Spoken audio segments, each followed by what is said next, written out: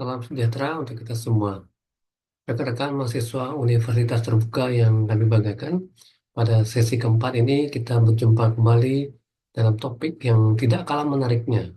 Kita akan membahas topik tentang pengukuran kinerja. Nah, teman-teman tentu Anda masih ingat pada topik kita sebelumnya yang tidak kalah menarik. Pada topik kali ini kita akan melanjutkan bagaimana jasa itu bisa diukur, ya, pengukuran kinerjanya seperti apa. Nah, kita bisa membayangkan pengukuran kinerja ini merujuk pada sebuah proses. Jadi ada sebuah proses yang menilai efektivitas, efisiensi sebuah organisasi ataupun individu ataupun sistem, ya, yang digunakan dalam mencapai tujuan yang sudah ditetapkan. Nah, dalam konteks bisnis atau organisasi, tentu pengukuran kinerja ini akan sangat membantu manajemen dalam mengevaluasi pencapaian serta membuat keputusan berdasarkan data yang diperolehnya.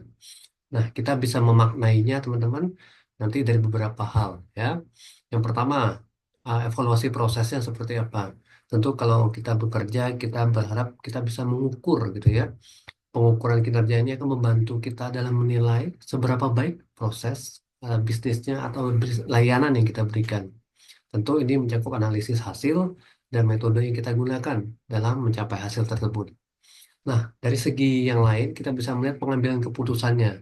Dengan data yang kita peroleh, tentu kita bisa mengukur kinerja yang memungkinkan manajemen untuk membuat keputusan yang lebih baik berdasarkan bukti empiris, termasuk dalam hal perbaikan maupun pengembangan strategi. Nah, yang lain kita bisa melihat dari segi peningkatan kualitas. Kalau kita bisa mengenali area-area apa saja yang perlu diperbaiki, tentu kita bisa mengukur kinerjanya supaya mendukung upaya untuk meningkatkan kualitas produk atau layanan kita.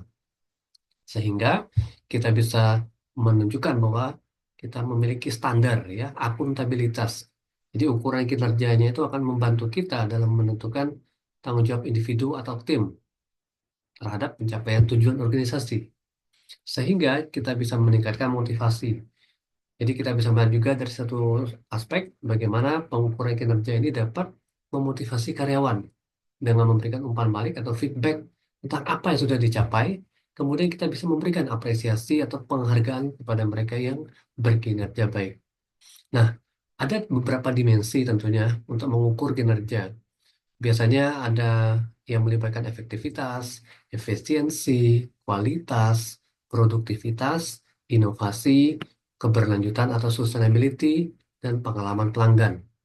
Jadi kalau kita melihat dari segi efektivitas, artinya sejauh mana tujuan atau hasil yang diinginkan telah dicapai.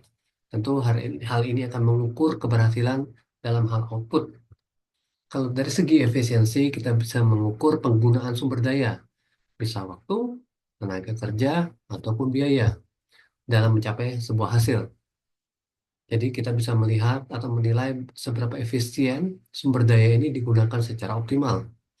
Dari segi kualitas, tentu kita bisa menilai standar produk atau layanan yang diberikan.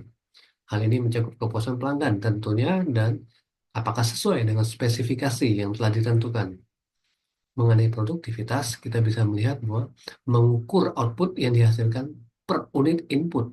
Jadi kita bisa melihat rasionya atau perbandingan antara hasil yang diperoleh dengan jumlah sumber daya yang kita gunakan. Berbicara inovasi, kita bisa melihat kemampuan organisasi untuk melakukan inovasi, terobosan, ya, adaptasi terhadap perubahan. Hal ini tentu menjadi sangat penting supaya dia bisa menjaga daya saingnya di pasaran. Sehingga apa? Dia bisa menjaga sustainability-nya, dampak jangka panjang dari kinerja organisasi tersebut terhadap lingkungan dan masyarakat. Tentu ini ada aspek tanggung jawab perusahaan. Sehingga pada akhirnya bisa meningkatkan pengalaman pelanggan. Kita bisa mengukur kepuasan dan loyalitas pelanggan terhadap layanan yang diberikan. Hal ini tentu akan menjaga hubungan yang baik dengan pelanggan. Nah, di topik kali ini silakan teman-teman nanti melihat ada forum diskusi yang harus direspon. Silakan Anda perhatikan deadline-nya setiap 2 minggu. Kemudian nanti tugas-tugas yang belum diselesaikan silakan diselesaikan dengan baik, ya. Nah, jadi pada topik ini ada beberapa konsep yang ingin dibahas sebenarnya, mulai dari total quality service, serve qual atau service quality, ada serve PERF, kemudian ada pelayanan evaluasi kualitas pelayanan, kemudian ada alat-alat kualitas jasa, dan pengukuran produktivitas jasa. Tentu hal-hal ini teman-teman kalau kita lihat dari berbagai angle gitu ya, atau sudut, kita bisa mendefinisikan terlebih dahulu. Misalkan total quality service berbicara peningkatan manajemen yang fokusnya adalah meningkatkan kualitas pelayanan. Melalui apa? Keterlibatan seluruh organisasi dan perbaikan berkelanjutan untuk mencapai kepuasan pelanggan. Mengapa hal ini menjadi penting? Anda bisa membayangkan kalau kepuasan pelanggan meningkat, tentu loyalitas mereka juga akan meningkat, sehingga daya saing dalam pasar yang kompetitif bisa kita tetap jaga minimal. Dan elemen-elemennya apa? Kita bisa melihat dari segi kepuasan pelanggan, keterlibatan karyawan, kemudian dari segi perbaikan di perusahaan itu sendiri yang berfokus pada pelanggan. Sehingga permasalahan di lapangan, seperti misalkan kalau ada karyawan yang kurang terlibat atau kurang paham tentang peran mereka dalam meningkatkan kualitas pelayanan, nah kita bisa mengambil strategi yang tepat. Misalkan melalui pelatihan rutin, kemudian melibatkan mereka dalam pengambilan keputusan gitu ya terkait kualitas pelayanan. Dan jangan lupa kita harus mengevaluasi, kita bisa memonitor apakah benar kepuasan pelanggan itu sudah tercapai gitu ya, atau minimal terjaga dengan baik. Dan kinerja tim juga bisa kita jaga ritmenya. Ya, kita bisa melihat contohnya di lapangan, misalkan program service excellence ya, banyak ditemukan misalkan di bank gitu ya, yang melibatkan seluruh karyawan dalam inisiatif perbaikan layanan, mulai dari frontliner sampai back office-nya ya. Itu contoh. Nah, nanti silakan Anda mendalami dari service quality juga, bagaimana model ini bisa mengukur kesenjangan antara harapan dan persepsi pelanggan terhadap layanan yang diterimanya. Nah, nanti ada 5 dimensi seperti keandalan, daya tanggap, jaminan, empati, kemudian keandalan.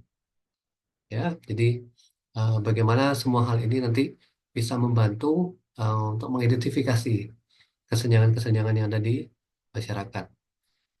Jadi ada reliability, responsiveness, assurance, empathy, dan tangibles ya. Tangibles itu artinya sesuatu bisa kita persepsikan dan panca indera kita. Nah, itu beberapa konsep penting teman-teman pada topik kali ini. Silakan Anda membaca lebih jauh pada modul Anda di sesi ini, ya, sesi keempat. Semoga bermanfaat. Jangan lupa mengadakan latihan-latihan yang diberikan di dalam modul di e-learning Anda, dan semoga bisa Anda praktekkan nanti ya.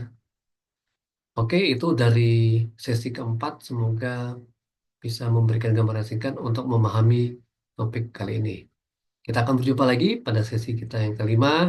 Semoga Anda bisa melanjutkan sesi ini dengan baik dan sampai jumpa. Terima kasih.